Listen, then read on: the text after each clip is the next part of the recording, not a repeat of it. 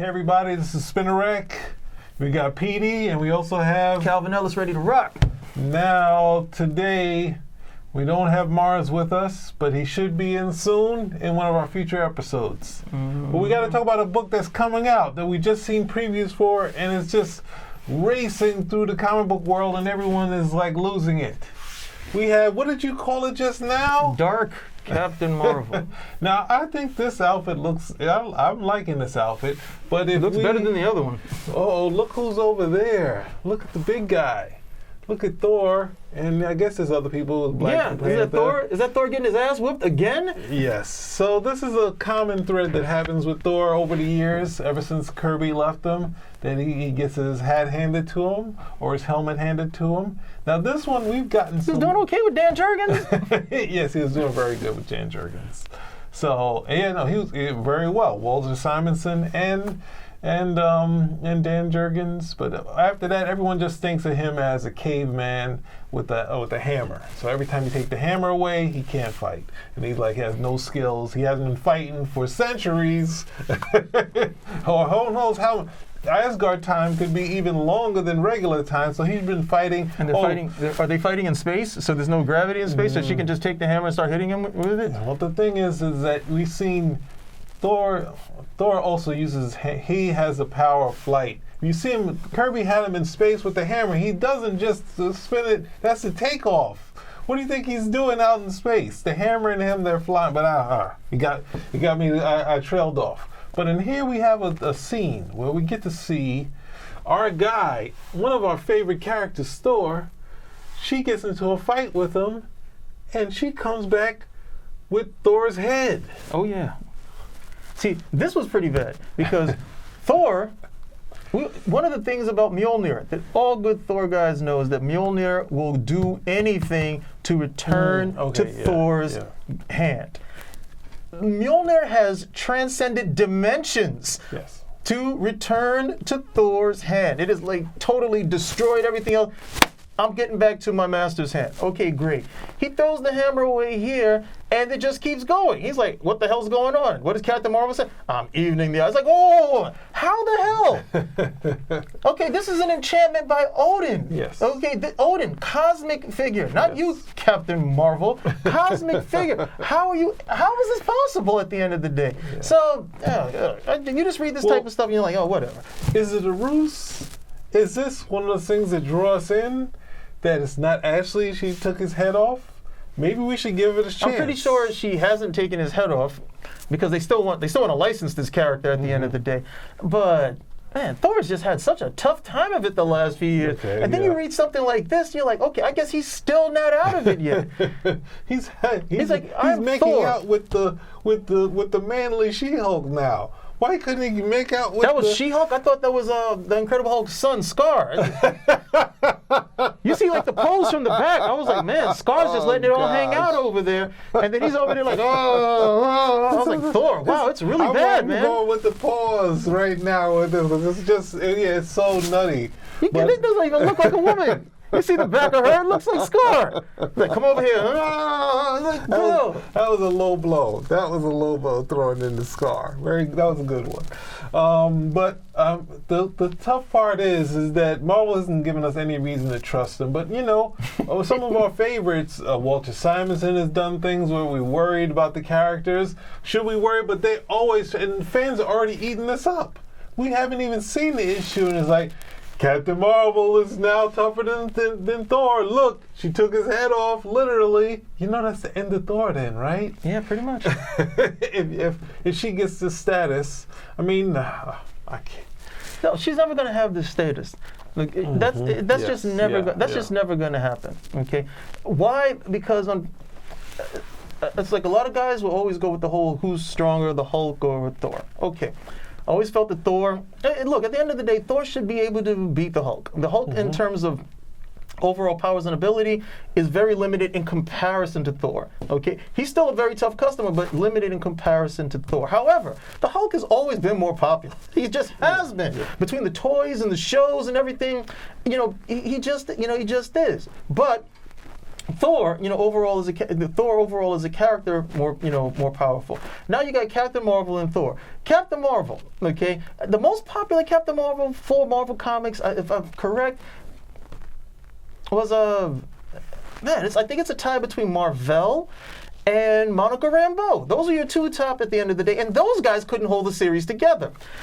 Carol Danvers is on, what is this now, her 4th series? I think you're being generous. This might be more than that. It's almost, well, I guess that makes sense. So it's been since 2004? Yeah, I think it's restarted. That she's makes been sense. restarted like 4 series. And the whole idea is, look, she went out in the movie, she had the very successful movie. Yes. And now, of course, they would like some of this to trickle over to the comics, but there's no basis for it, and it's a head scratch. I expect when we see the next issue, we'll try to get some stability, but the stability will still be that Thor gets kicked in his gonads, because it's very much a guy thing at the end of the day. If you hit me, I gotta hit you back. I don't need to knock you out necessarily, but I cannot let you get away with hitting me without me hitting you back. You pull a prank on me, I gotta pull a prank back on you. I gotta be even. Yeah. I don't necessarily need to be ahead, but if I'm even, okay, I maintain my manhood, okay, you didn't try to punk me, I'm not your bitch, we can just move on from everything of this nature.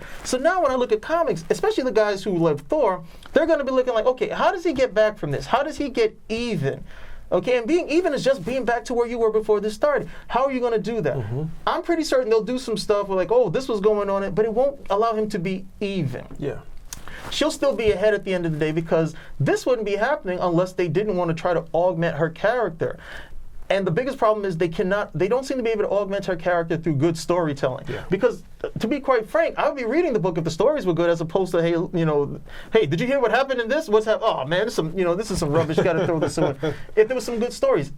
The sad thing about it is she was a more compelling character when she was Ms. Marvel. That's a strong point, and she could be a character that'd be as resourceful as Spider-Man, because they're she's actually, as far as strength levels, stronger, but she also has sixth sense. She had all these things, and then when you look at Rogue had Ms. Marvel's powers. You saw all the stuff that Rogue would do even without the sixth sense. So you're like, wow, she's formidable.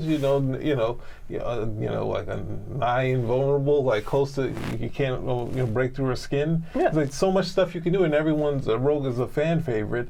So maybe that if that was handled where she was dealt with some heavyweight villains more than just like Tiger Shark and sort of the romantic MODOK that they sort of had in there.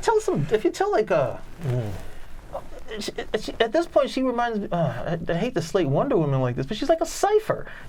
She doesn't have any true grounding. I thought that was always I don't like it, but I've always thought that was an accurate criticism about Wonder Woman. That okay, if you put her here, she becomes this. You put her here, she becomes this. And with Carol Danvers as Captain Marvel, it's worse because they did a lot of work to try to make her. To try to really flesh out and solidify her character as Ms. Marvel. They did a lot of work, to try to do that. And with Captain Marvel, it's literally been, it's been scat-tastic, for so long. I do not want them to go that route. But it's tough when you have it where she's been just about being tough, that you can see the movie copying it, cutting off her hair and trying to make this like, oh, she's a captain, she's like this. Whereas this costume, at least in my mind, is at least a step in the direction because it looks more superheroic. It's a little more flash to it. More feminine. Yeah, there's that too. And it's like the people would complain about the sash and whatnot. It's like, why not? It's like, just have some fun with it. We're not going and sitting around and saying we need her in fatigues or see her in camouflage outfit. She's not a real captain in the military where she has to have fatigues and a utility belt. Okay, it's an outfit because she's a superhero. The outfit needs to look good. Yeah. I don't know who came up with this whole argument. No, they got to be functional. Like, what the hell? You got superpowers. You can wear a string bikini if you want to. you know, you don't need, the outfit is supposed to do what? It's supposed to be eye-catching, and it starts with Superman. Does Superman really need to come out in a cape and all that? No, Superman can literally come out in denim, okay, and a flannel shirt, and he'd still be able to do everything that he's doing at this point. The outfit is for what? It's supposed to be, you know, eye-catching, captivating. That's where it's supposed to be at the end of the day. It doesn't have to be functional. So, I don't know. It's not something I would jump to see just to find out if Thor loses, or the first issue he gets beaten, and next you know, we worked it out and we're trying to defeat this villain. No. It's like they're trying to pull us in. It's like, you got a good start with this outfit. Get some cool villains, get some cool art, have some good stories. Yeah, good stories. And not just have Monica Rambeau as your sidekick and Alpha Flight sitting around there. Yeah, that's some, okay? That is ridiculous, because Monica Rambeau was leading the Avengers when Carol Danvers didn't know what the hell to do with herself. Yeah, she heard. If I had this, the Carol Danvers are out. You know, maybe you can be Miss Marvel again. Don't put Monica Rambeau over here. Why? And if anybody gave me grief, I'd be like, no, go back and read this. Go back and read the stories. Who was on the book? Steve Englehart was on the book at the time? On Captain. No, on the Avengers when Monica Rambeau was there. Oh no, that was Roger Stern. You know, go back and read when she's on. She's capable. Okay, she's competent. She's a great character. You know, Monica Rambeau at the end of the day. And then they just ushered her off. And you know, she's gone through development hell. Development hell in comics is when you cannot have a name. Yeah. Okay, when you go from a photon to Pulsar. Lightsaber, you know, all this other. What is she now? I don't know what's. Even then. Yeah. Okay, and she's literally she's one of these ground up characters that a lot of people liked, and then they just ushered her off at the end of the day. Well, she was unlike. That's the thing, as even if she was using Marvel's name. The thing is that they came up with a totally different visual for a character. She basically was an energy character. There's a point, I think I was reading a Roger Stern book, where she's standing around and someone jumps at her, and she can instantaneously turn into just an image, and the person falls right through her. There's so many things visually strong as an artist that you can pull to, of her playing with the light speed. I think we talked about this before. And you had something, as far as female superheroes, outside of the fun you can have with the Wasp, not just being a female analog of a male character. Her powers were very dynamic, and Roger Stern was really doing some interesting things in how he was utilizing that and showing, how, it's tough when you look at Secret Wars. She's like flying at the same speed as the rest of the team, where it's just should be like, here's my image and I'm already there. Like, that's some of the things that Roger Stern would do with the character. And then next, people have different ways of interpreting that energy. I think Al Milgrom, who doesn't get a lot of credit because obviously he's not always a fan favorite, but he did a lot of fun stuff with it. Yeah. John Buscema, I think Byrne used him for 2 issues, and those were really fun issues. Oh no, there was an annual too, so there's 3 issues which he did an Avengers, FF, and then he also did the annual. So you had this character that's very visual, and basically she came under fire because of the editorial, and next she's out of the book. And Dwayne McDuffie turned her into a photon sort of character that could hit into things, and she wasn't as fast. And it's like, no, keep the energy part, because once we get to the film, we get to see some fun. But she's going to somehow show up in the Wasp thing, and I hope she's just not she's not the Walona of the WandaVision. It's like, hey everybody, hey Monica, and she got the trench coat, the energy character with the trench coat on. But no, there's a good actress, not the actress that I had in mind that was close. She was I did a video on. She was very close to. Can't believe you called her Walona. Yes, that's a good way to end. I'm out like George Costanza. Sit back out. See y'all later.